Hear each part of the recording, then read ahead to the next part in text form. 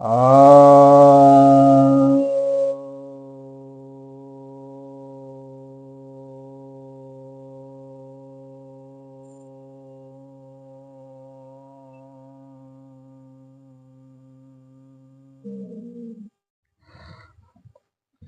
भक्तजनों को सब प्रेम नमः। तो आज मैं आया आपके समक्ष आपकी जिज्ञासा का समाधान लेकर आया हूँ। एक जिज्ञासा आई है कि भारत में बहुत कर हैं, बहुत प्रकार के कर हैं, बहुत ज़्यादा कर हैं। इसका निदान क्या है? सरकारें बदलती हैं, कर नहीं बदलते। सरकारें बदलती हैं, कर नहीं बदलते। सरकारें चल ही नहीं सकती बिना कर के, तो कर तो अनिवार्य है। दुनिया में जब भी सरकारें रही हैं, चाहे जिस भी राजशाही रही, चाहे डिक्टेटरशिप की रही, तानाशाहों की रही, या अभी जो प्रतिनिधियों की, जनप्रतिनिधियों की है, तो इसमें तो टैक्स लिया जाता है। बिना टैक्स लिए व्यवस्था चल ही नहीं सकती, तो टैक्स तो होगा। लेकिन टैक्स सिस्टम अच्छा हो और रैशनल हो तो ज़्यादा अच्छा है, और सिंपल हो तो अच्छा है। और अभी सरकारों ने अपने उगाही के लिए भिन्न भिन्न प्रकार के टैक्स लगा दिए हैं। बहुत ज़्यादा टैक्स लगा लगा के लोगों को चूस चूस करके लोगों को गरीब और खुद अमीर बन गए हैं। जो जनप्रतिनिधि हैं वे स्वयं अमीर बन गए हैं और लोगों को गरीब बना दिए हैं। और अपने अपने जो उनके समर्थक हैं, जो उद्योगपति हैं, उसके हिसाब से भी वे सब जो है टैक्स निर्धारित करते हैं कि जो ऐसा सिस्टम कर दें कि हमारे जो समर्थक हैं उनको कम टैक्स देना पड़े और हमारे जो विरोधी हैं उनको ज़्यादा टैक्स देना पड़े, कंपनियां। तो इसी तरह से टैक्सेशन सिस्टम करते हैं। जैसे कि क्लॉथ इंडस्ट्री वाले जो हैं, किसी एक सरकार के समर्थक हैं तो क्लॉथ इंडस्ट्री पर जो है उसकी सरकार बन गई है तो उसको थोड़ा छूट दे देंगे, कम टैक्स लगा देंगे।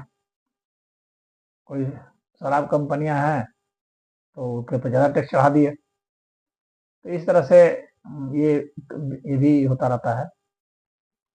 कहने का मतलब यह है कि कई ग्रुप के हिसाब से, तो कई सोसाइटी के हिसाब से, तो कंपनियों के हिसाब से, तो कईयों के हिसाब से जो है ये टैक्स व्यवस्था लगा के रखते हैं। तो अब जो कुछ छूट भी दी जाती है और अलग अलग नाम पर ये एक्सपोर्ट प्रमोशन, तो इंडस्ट्रियल प्रमोशन, तो भिन्न भिन्न प्रकार के प्रमोशन के नाम पर भी छूट देते हैं, टैक्स में छूट देते हैं। तो यह सब जो कृपा की जाती है सिर्फ समर्थन लेने के लिए की जाती है। यह फेयर नहीं है, न्याय संगत नहीं है। न्याय संगत टैक्स की व्यवस्था अभी दुनिया में नहीं है। इसीलिए क्या है, दुनिया में बहुत अमीर भी बन रहे हैं लोग, कुछ लोग, और अधिकतर लोग जो है गरीब बनते जा रहे हैं। गरीबों के वोट खरीद लिए जाते हैं पैसे दे दे करके।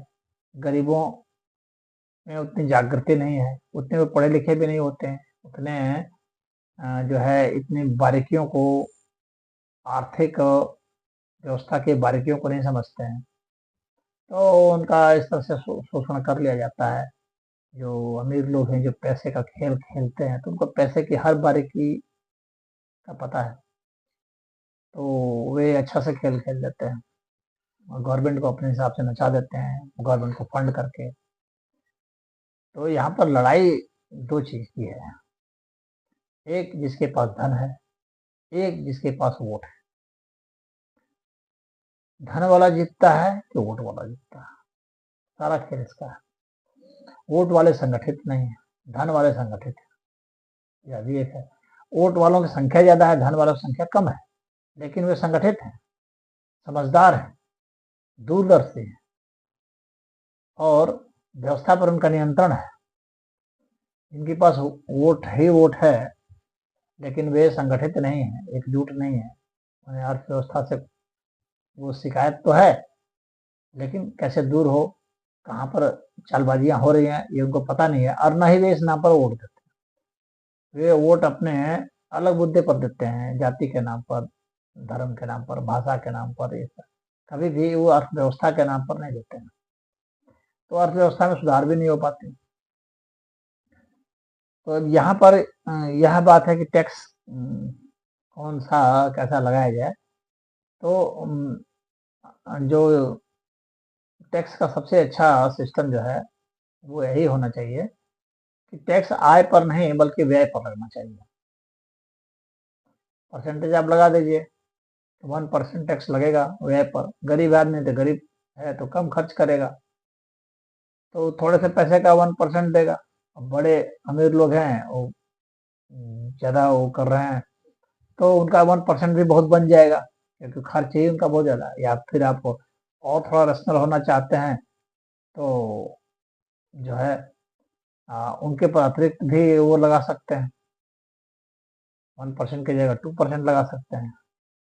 लेकिन उसमें फिर एक कॉम्प्लेक्सिटीज आ जाएगी कि भाई किसको किसको रखा जाए ऊपर, किसको नीचे रखा जाए। फिर उसमें फिर वो भी एक कैटेगराइजेशन करना पड़ेगा, एक बार लाइन खींचनी पड़ेगी कि यहाँ के बाद से जो है ये 2% लगेगा और यहाँ से जो है 1% लगेगा। इतना एक्सपेंडिचर अगर आप करते हैं तो 1% लगेगा, इससे ज़्यादा एक्सपेंडिचर आप करते हैं तो आपको 2% चार्ज देना पड़ेगा, इससे ज़्यादा करते हैं तो आपको 5% देना पड़ेगा। ऐसा भी कर सकते हैं, स्लॉट बना सकते हैं। 3 स्लॉट बना दिए, लोअर क्लास के लिए, मिडिल क्लास के लिए, अपर क्लास के लिए, या 4 क्लास बना दीजिए। टॉप अपर जो हो गया और अपर हो गया, मिडिल बना दीजिए। मिडिल में भी 2 कर सकते हैं, लोअर मिडिल और अपर मिडिल, और उसके बाद सबसे नीचे वाला क्लास जो है। इस तरह से ही बना सकते हैं, एक एक स्लॉट का दे सकते हैं। और बिल्कुल ही एक सिस्टम फेयर सिंपल कर सकते हैं कि चाहे कोई भी खर्च करेगा, किसी भी वर्ग का है, 1% देगा बस। कम खर्च है, नीचे वाला है तो वो तो कम टैक्स जाएगा, ऊपर वाले हैं तो ज़्यादा खर्च करते हैं, ज़्यादा का 1% भी बहुत ज़्यादा होता है। तो इस तरह से वो सिस्टम लगाया जाए, एक्सपेंडिचर पर लगाया जाए।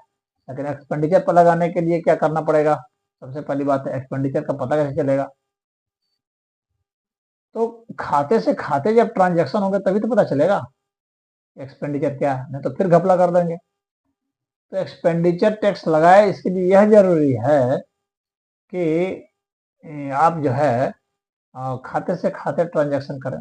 वो चेक के माध्यम से कर रहे हैं या यूपीआई पेमेंट जैसे होता है उस टाइप से कर रहे हैं, या ई पेमेंट आप जो डिजिटल करेंसी चलाएंगे उस पर होगा। तो डिजिटल करेंसी जरूरी है इसमें। तो ऐसा अगर आप करेंगे तो कोई स्केप नहीं कर पाएगा, भ्रष्टाचार भी नहीं होगा। इतना इतना टैक्स तरह का हम लोग इतने डिपार्टमेंट खोले हुए हैं, तो इतने इतने खर्चे हो रहे हैं, ये सारे खर्चे बच जाएंगे अनावश्यक। उसमें जो भ्रष्टाचार होता है वो बच जाएगा। तो वो टैक्स कलेक्शन के लिए जो मशीनरी जो हम खड़ा करते हैं, उस मशीनरी की आवश्यकता नहीं होगी। मामूली सा जो है बस वो बैंक से बस हो जाएगा, बैंक का ट्रांजैक्शन से पता चल जाएगा कौन कौन कितना खर्च कर रहा है भैया। तो वहां से हमें स्पष्ट पता चलेगा। लेकिन इसके लिए आपको पूरा जो है डिजिटलाइज करना पड़ेगा, और ये कैश पेमेंट का जो सिस्टम है उसको खत्म करना पड़ेगा, क्योंकि कैश में तो पता ही नहीं चलेगा कि किसने किसको कहाँ दिया। तो इसीलिए आपको कैश करेंसी जो है उसको खत्म करना पड़ेगा। कैश करेंसी खत्म करके और जो है डिजिटल करेंसी में सबको लाइए, और उसके बाद जो है खाते से खाते पेमेंट होगा, तो उसमें पता चल जाएगा किसने कहाँ खर्च किया। अब इसमें जो बाधा एक आपकी है, वो बाधा या थोड़ी सी जो दिक्कत होगी वो होगी कि लोग जो क्या कर रहे हैं कि खर्च जो है बिटकॉइन में भी कर सकते हैं। तो बिटकॉइन को भी आपको इसी ट्रांजैक्शन के तहत लाना पड़ेगा, बैंक के सिस्टम के तहत ही इसको लाना पड़ेगा। यानी कोई गोपनीय करेंसी नहीं चलने देनी पड़ेगी, आपको ऐसी व्यवस्था करनी पड़ेगी। तो हर ट्रांजैक्शन चाहे आप किसी भी करेंसी में करते हो, वह बैंक के जरिए ही होना चाहिए। तो ऐसा आपको वो सिस्टम करना पड़ेगा। कोई डार्क करेंसी नहीं चल सकती है, कि वो जो है डार्क जो है वेबसाइट से, इंटरनेट से, वहाँ से ही वो ट्रांजैक्शन हो रहा है, सरकार को पता ही नहीं चल रहा है कौन कहाँ खर्च कर रहा है, सामान आ जा रहे हैं। तो सामान के आने जाने पर जो है वहाँ पर जो है वो होना चाहिए। और ट्रांजैक्शन अगर सामान का जो है, हर सामान का जो है, आपको कोई भी सामान ऐसा ना हो,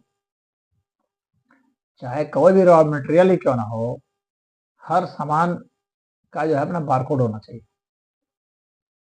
ताकि पता चलेगा कि ये इसका पेमेंट कैसे हुआ है, कहाँ से हुआ है, किसने किया है, कब किया है। तो ऐसा करने से आप डार्क करेंसी में पेमेंट नहीं कर पाएंगे। इस तरह का सिस्टम जो है सरकार को लाना पड़ेगा,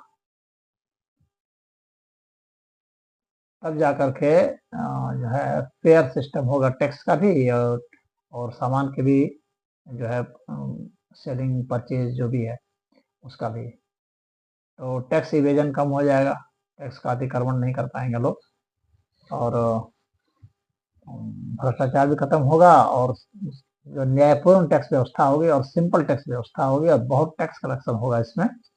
बहुत लोग जो करते हैं वो बच जाते हैं, जो अमीर अमीर लोग वे नहीं बच पाएंगे, और गरीब लोगों के ऊपर जो अत्यधिक टैक्स लग जा रहा है आजकल, और मध्यम वर्ग पर, वह घट जाएगा।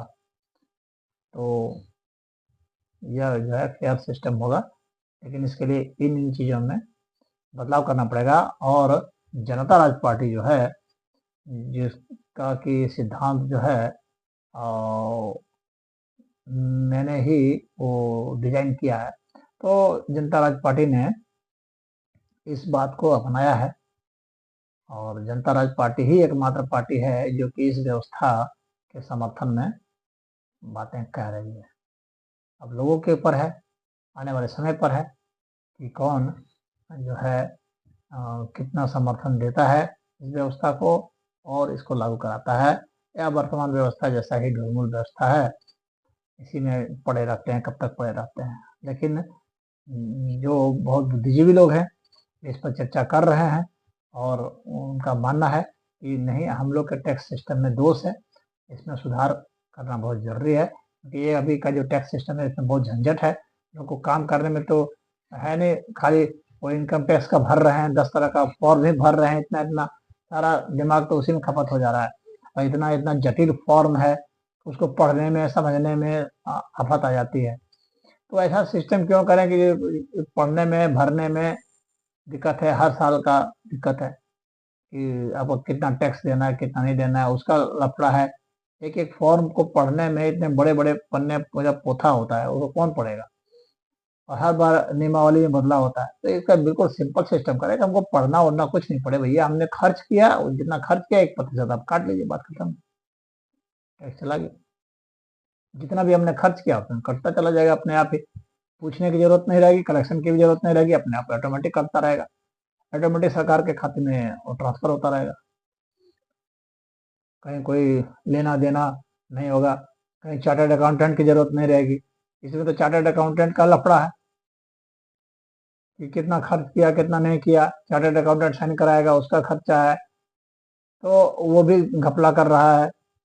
तो इस व्यवस्था के आ जाने पर जो है ना, चार्टर्ड अकाउंटेंट से भी छुटकारा हो जाएगा, जटिल फॉर्म भरने की छुटकारा, जटिल नियमों से छुटकारा, सिंपल सा नियम सबको पता रहेगा, गंवार को भी मालूम होगा और पढ़े लिखों को भी मालूम होगा, गरीब को भी मालूम होगा, अमीर को भी मालूम, हर वर्ग को मालूम होगा। सिंपल सा सिस्टम है, 1% लगेगा भैया जो खर्च करोगे, तो सीधी सी बात है, बस 1% लगना है, आप जैसे भी चाहो जहां भी चाहो खर्च कर लो। अब यहाँ पर एक ये उठेगा कि मान लीजिए कोई यहाँ से गया और जो है विदेश चला गया और वहां पर खर्च किया, तो वहां भी वो खर्च करेगा, चाहे अकाउंट से चाहे कहीं से भी ट्रांसफर करेगा, तो जिसमें ट्रांसफर करेगा तो सरकार अपने हिसाब से यहाँ टैक्स ले लेगी, या विदेश में खर्च करने का अलग से ले सकती है, भाई विदेश में खर्च करेंगे तो हम आपसे ज़्यादा लेंगे, 2% टैक्स लेंगे, इस तरह से सरकार डिजाइन कर सकती है। लेकिन वो जो है उसके अकाउंट से खर्च होगा तो वो पैसा अपने आप कट जाएगा, इसलिए कोई उसमें लफड़ा नहीं होगा, और ये बहुत ही सिंपल सा रहेगा और बहुत कल्याणकारी रहेगा देश के लिए। हरिओम।